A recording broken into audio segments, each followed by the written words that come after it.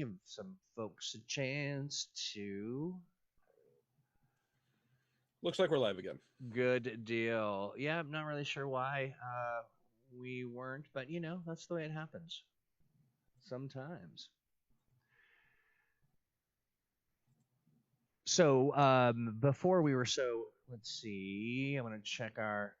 Okay, good. Let us know if you can hear us, everybody.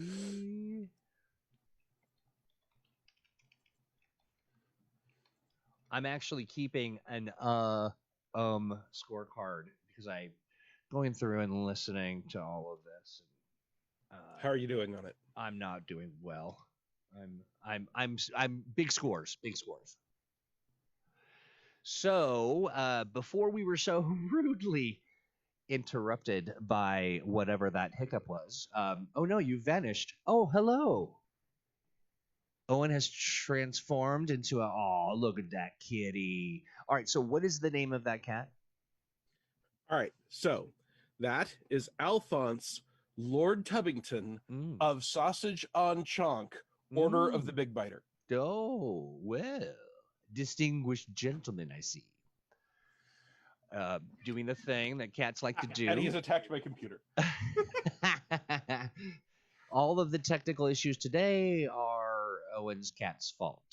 Sir not Kensington. Sir Sausage on Lord the Alphonse of Sausage on Chonk.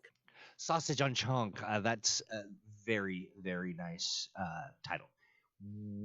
Yeah, gato.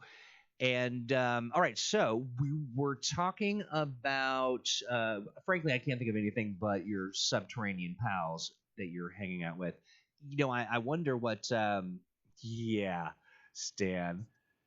Stan's taking bets on my ums and uhs.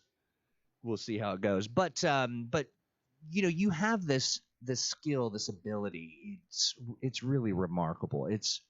You are world renowned for it, wherein you meet weird, odd creatures that you've never met before, and you kind of figure them out. You kind of puzzle them out, and then you know exactly what they're up to and what they can and can't do. And I like to say, hey, Owen, stat this, and and I've got something for you if you're up for the challenge.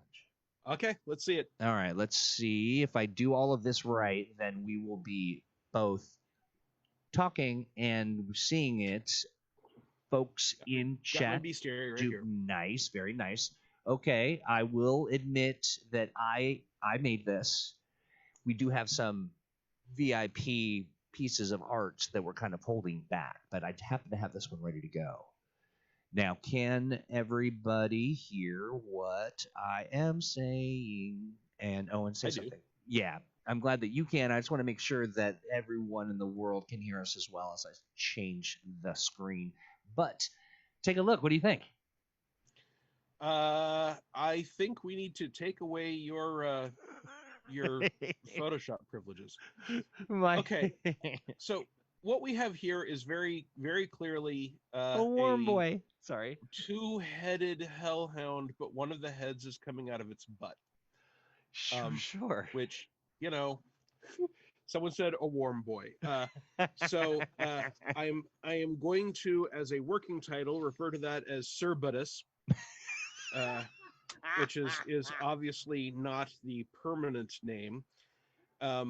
And so if I was going to stat that, my first thought would be to look and say, hey, do we have hellhounds in the bestiary? And I honestly don't see one offhand, but looking through the list, I do see that we have Knifehounds, and that seems fascinating. So I'm going to turn to the Knifehound, which for those of you following along at home is on page 68.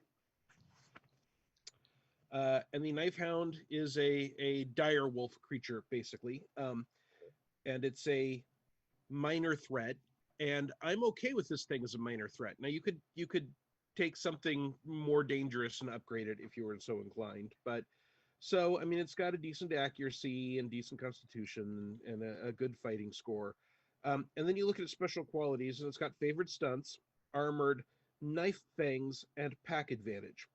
So knife fangs is the first thing that we got to look at, because obviously we don't have knife fangs on our Sir Buddhist. So the knife fangs is using their large knife-like fangs. The creature can perform pierce armor stunt for 1 stunt point less. But we want something fierier. So looking back through the book, because that thing is obviously breathing fire, we can look at our Carnal Knight, our Charnel Knight. Speaking, Gear just says jalapeno hydrog. Well, for that matter, just look through the Fs. Let's see, Eldritch Crown. Oh, we got a fire elemental. That's probably a perfectly good place to start. So the fire elemental has a flame blast. As a major action, a fire elemental can cast flame blast without using mana or requiring a casting roll. This does not have a casting roll. It does not generate stunt points. Now that's a moderate threat creature, but I think we can agree that fire blast, and for that matter, it's got fire bolt and fire shield and set flame.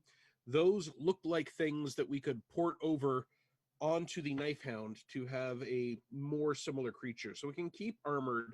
We can get rid of knife fangs. We can get rid of pack advantage. We can bolt on, let's say just the firebolt. And the firebolt does a die 6 plus 4. That's right in the same range as the damage on the Knifehound. So we can throw in that exact firebolt. We don't have to worry about where those numbers come from because this is just against bad guys. Someone said working titles tend to stick. Cerberus is not going to stick. I'm not giving it sticky powers. And then I think the Side of Flame stunt is the other thing we really want to look at. And that's again for the fire elemental. A fire elemental can set aflame one or more of its targets of firebolt. This is a special stunt for 2 stunt points per target to be affected, and not all targets the attack need to be affected. And it does additional damage at the start of each of their turns until it gets put out. Then because this thing's 2-headed, I would probably look at the core rulebook for a relevant stunt to make cheaper. Hold on just a sec. As Owen goes to the library. Oh, wow. Yeah, that was quick. I'm the Fantasy Age developer. If I don't have a Fantasy Age rulebook nearby, I'm doing it wrong. And I just want to look up that I am right about what stunt I want to give it before I say it, because you're broadcasting this and it will be immortalized forever. I love this. I know that there are some people who would say that watching somebody research or flip through pages, but to me, this is riveting. Well, so one of the things that I have learned is that if I'm going to speak about the actual rules of the game in a even vaguely official definitive way, I want to read them first because my memory is not perfect. So I want to make sure that I am holding a book in hand. So I'm looking at the combat stats in the basic rulebook on page 36, if anyone's following along at home, and they have lightning attack. You can make a second attack against the same enemy or a different enemy within range and sight. You must have a loaded missile weapon to make a ranged attack. If you roll doubles in the second attack, you do not gain an additional stunt point. So that's normally 3 stunt points. And I would probably, actually, because it have 2 heads, make that super cheap and say it can make lightning attack for 1 stunt point. Since you can only do a given stunt once per set of stunt points anyway, that doesn't mean that it's going to be able to make a 3rd lightning attack and a 4th lightning attack. It just means it's going to be able to make 2 attacks a lot. So if I give it those fire abilities and I give it this additional lightning attack, and it's already armored, I would probably upgrade it from a minor threat to a moderate threat. But that's what I would do. I'd take the Knifehound, take off the pack abilities and the special fang attack, add on a couple fire abilities from the fire elemental, and then give it this lightning attack stunt super cheap to represent being 2-headed, and you're done. That is impressive. We do need to figure out a name, or people will refuse to not call it the Cerbut. The Cerberus, but Cerberus? Cerberus, yes. All right. So here's a trick that I use whenever I've got to name something or even think about something. There's a site called One Look. It is ONELOOK.com. And one of the things it has is a related words function. So instead of looking up the definition of a word, I can look at all of the words that show up commonly with the word I put in. So I can put in Cerberus, and it will show me words related to Cerberus ranked by relevance.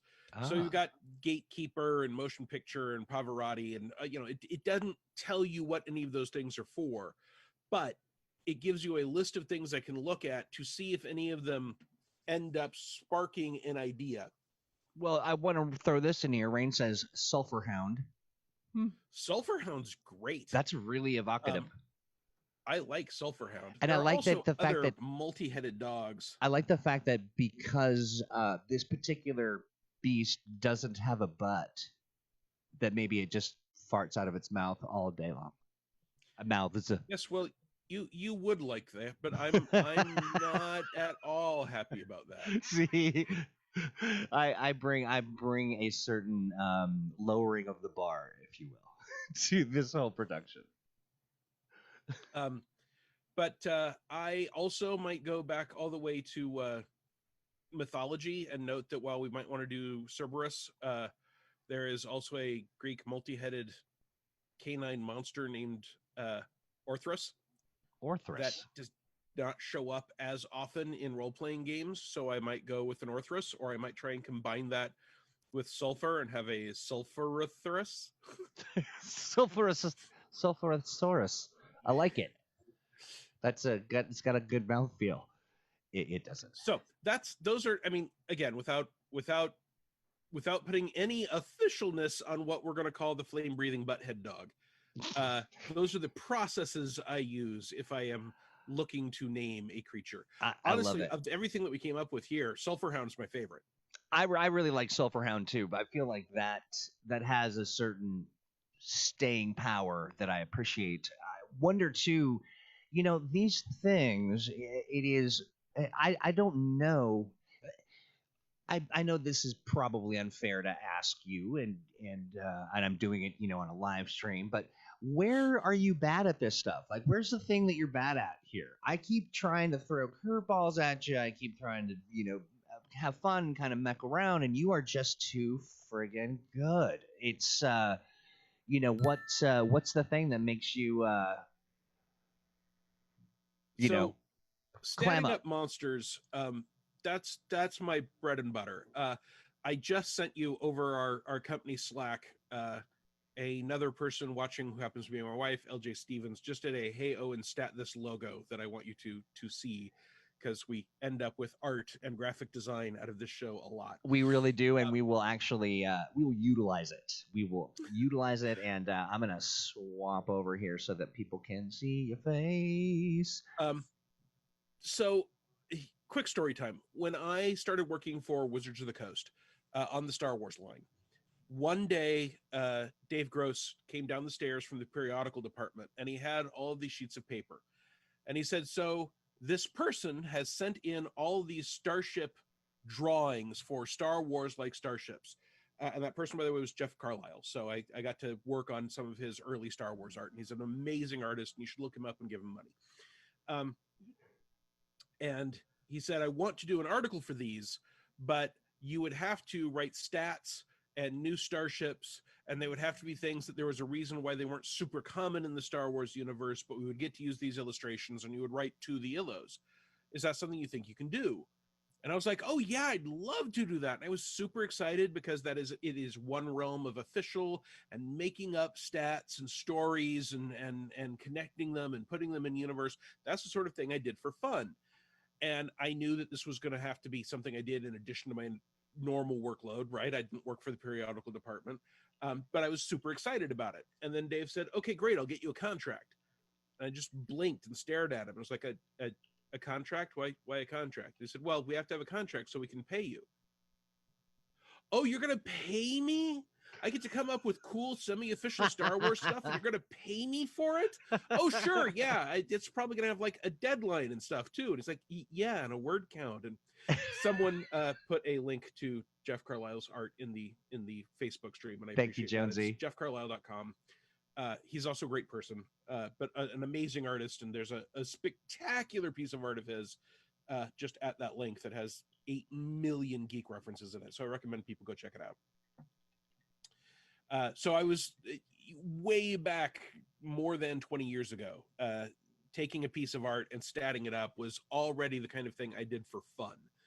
So If you want to find my weak points, you should start looking at time management and planning and anything that requires me to say no to a new project. These are places where I am much more likely to be weak. I have what, LJ? Fluff. No, I'm not weak on fluff. How dare you? I am brilliant at fluff. Research can be a pain, but I've actually gotten good at it. I don't always enjoy it as much. Although sometimes you're doing research and you discover that multiple unrelated different creatures in the water have all evolved to be almost identical looking crabs, even though the species aren't actually related to each other. And this happens so often that there's actually a biological term for it. That's the sort of thing that when I'm researching really excites me. Although I also worry that if anyone ever gets a hold of my browser history, I, like most writers, look more like a sociopath than I do a writer. That's so funny. Looking into things like natural poisons and how damage to do done a by murder a pistol versus a knife, and what does a dying body smell like? I don't seem normal if you just look at my search history. That's you've got a good excuse, because I don't seem normal either, and I'm not really a writer. No, but you hang out with us a lot. So that is very true. Your grandfather did. Often, yeah. Often I have to say, is that really how a dead body smells? That is a phenomenal answer, and I will say just a little insight, a little unrequested thought on that whole piece of sort of a facet of your character and your work ethic and all of that. You are a person with a generosity of spirit that is, it seems, the more you deploy, the more there is to deploy.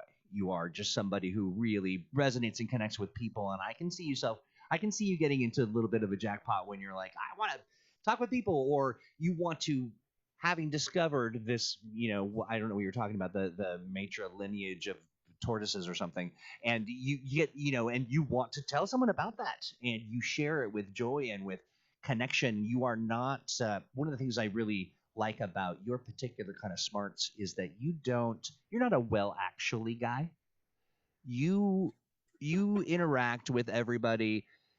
The presumption is you're on the same wavelength as everybody else, and then it takes the dumbards like myself a couple minutes to realize he's just super nice and very smart, but you have a generosity and a care and a concern, and you truly enjoy people. So I think that is, of the things that you could even count as like an Achilles heel, that's a pretty good one to have.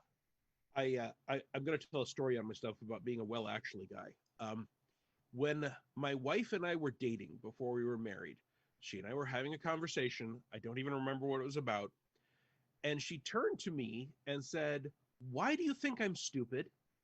And I was stunned because I never thought she was stupid. One of the reasons I enjoyed dating her is that she was an intelligent, creative. Is she looking at my browser history? Very sharp person who was able to come up with things I wouldn't and keep up with me, and I could learn from her.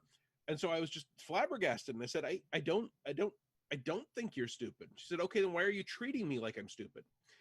And I had simply had no self-awareness that the way I approached other people's conversations and ideas and thoughts made me seem dismissive and arrogant without me ever intending to. And I liked the woman I was dating. I wanted to spend more time with her. So I asked her to explain to me what behaviors of mine were giving off these, in my opinion, false signals, and discovered that some of it was that I was arrogant and tended to think of myself as smarter than everyone else. So that is a behavior that I was confronted with as a teenager that I have worked on ever since. And technically, I just told a well actually story about you saying that I'm not a well actually guy. So the way, one of the ways to do this is to always show yourself as the person that needs to improve in order to get that story in without turning to someone and making it sound like you disagree with them.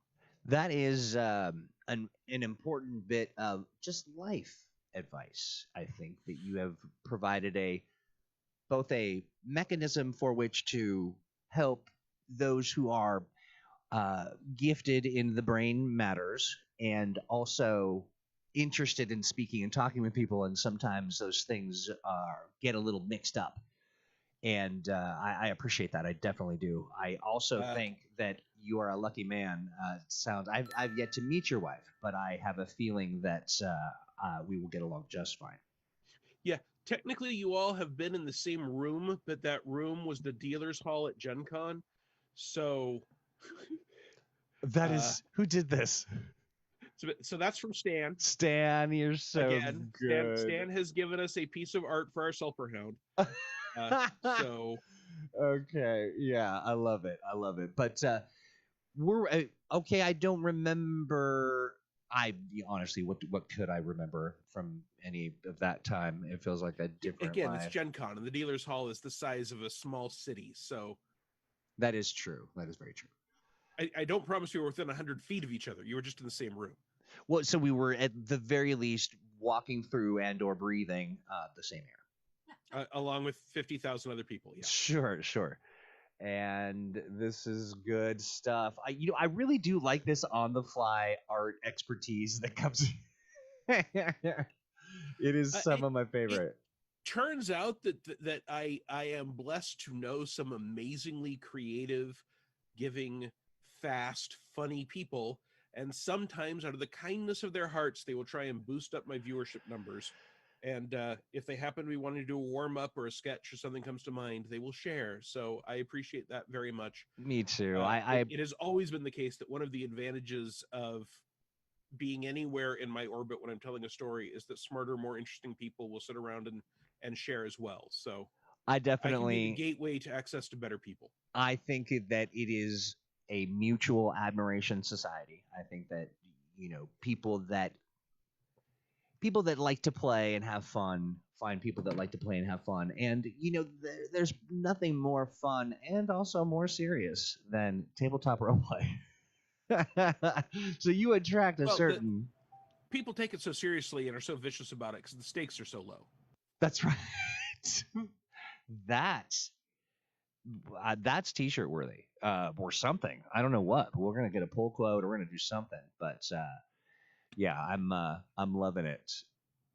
Look at that little combo action, little collaborative work, and there you go. We still haven't quite figured out the name. We're gonna call it someone said the Sulphothesaurus, but that doesn't seem like.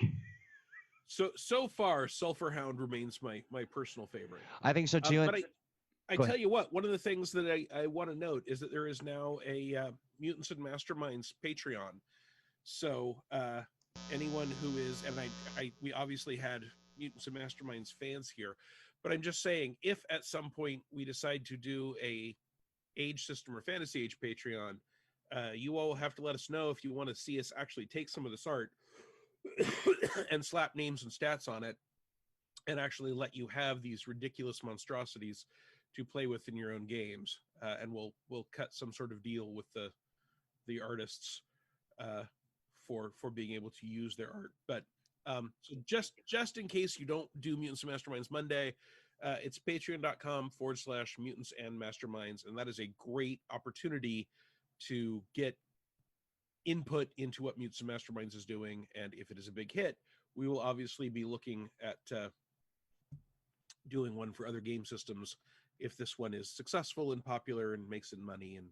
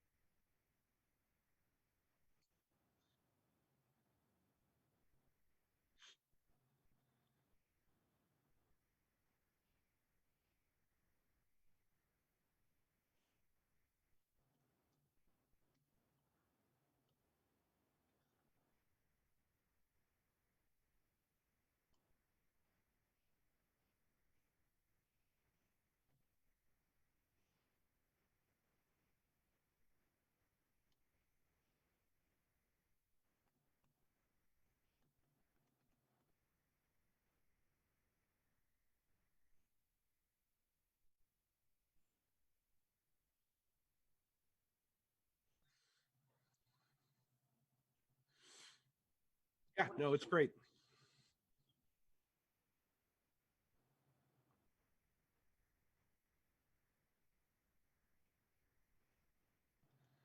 I just had that number up. Yep, 27 patrons.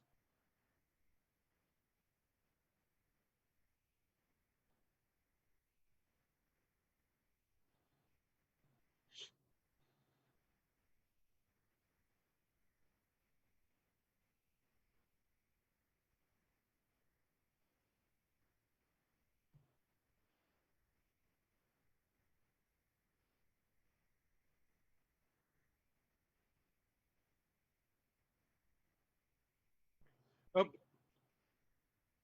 Troy, they lost your voice, at least on Facebook. They did. How about Oh dear. now? How about now? Well, I will speak for a moment while Troy tries to figure out why you I can't hear him. yeah, In I don't case know you why all that can still hear happened, but me. Obviously, we were plagued with difficulties this time around. Turns out, this is if this was easy, everyone would do it. I will note that if there are things you would like to see, if we were to do a age system or fantasy age Patreon, I heartily recommend you let us know, and you can send comments to let's play at greenranine.com. That's just LETSPLAY.